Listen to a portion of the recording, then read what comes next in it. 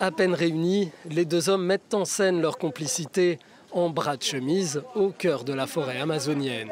Ils multiplient les gestes chaleureux et vont à la rencontre des peuples autochtones, dont le chef indigène Raoni, à qui le président français remet la Légion d'honneur.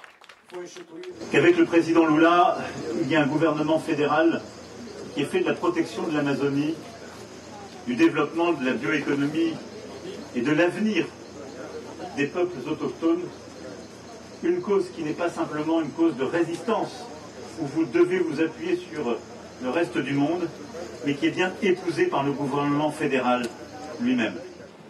Belém, au nord du Brésil, n'est pas un lieu choisi au hasard pour débuter cette visite. C'est là que se tiendra la COP30, le sommet pour le climat l'an prochain. Et pour insister sur la convergence des deux pays en matière environnementale, Emmanuel Macron et Lula da Silva ont annoncé lever 1 milliard d'euros sur 4 ans pour aider la biodiversité et l'économie verte.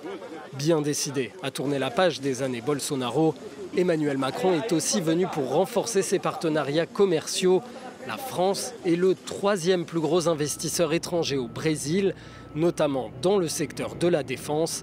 Les deux présidents inaugureront mercredi en grande pompe la mise à l'eau d'un sous-marin.